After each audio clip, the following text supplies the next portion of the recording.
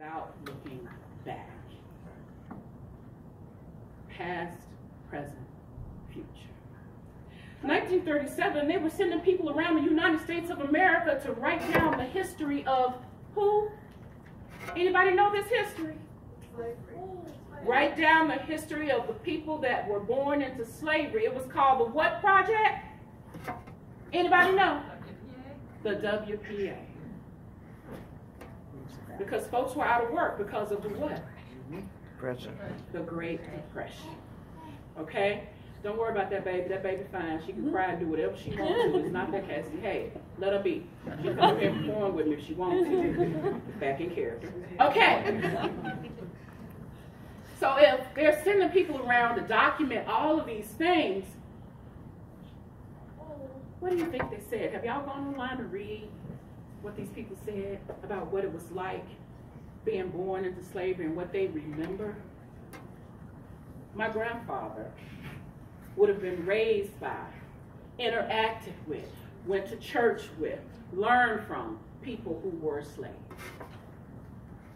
If not for January 1st, 1863, the Emancipation Proclamation.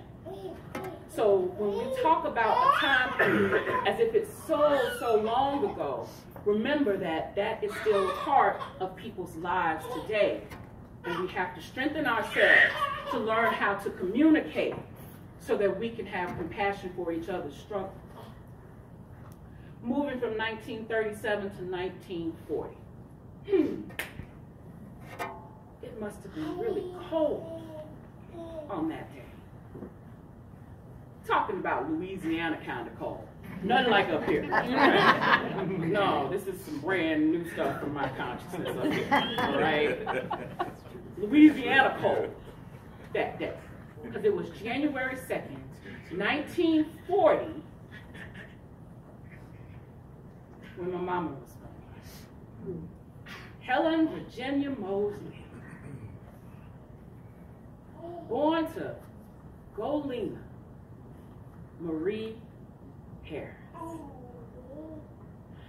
My grandmother was born in 1920 in a little place called Longstreet, Louisiana. If you're driving through Longstreet, you do this, you go, you done missed Longstreet. It's one of those towns that's so small, if you blink your eyes when you're driving through, you miss the whole town. But as I was driving through Longstreet, Louisiana, because I like to visit my family, my brothers and sisters are in Texas now, so I take the route that takes us down the back roads of Louisiana. And when I go through Longstreet, I pull over, it's like, oh, that's an old building. Pull up to the side of the road, my daughter's in the car going, Mom, not again. Can we stop driving by old buildings and you can let's go. What can I say? So I'm driving and I stop. And I look over and I see a sign that says Rosenwald School.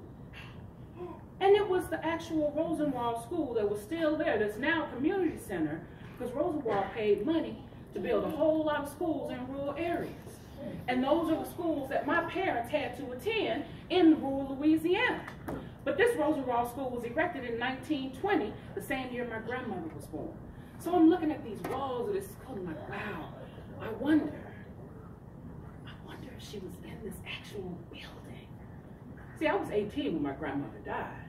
She lived like 3 doors down from us. She was a domestic. She cleaned white people's homes.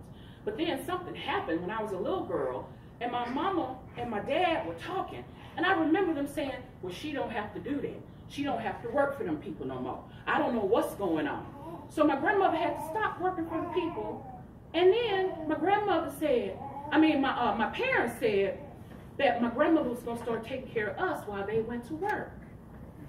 So my grandmother would keep all the kids in the community while black folks went to their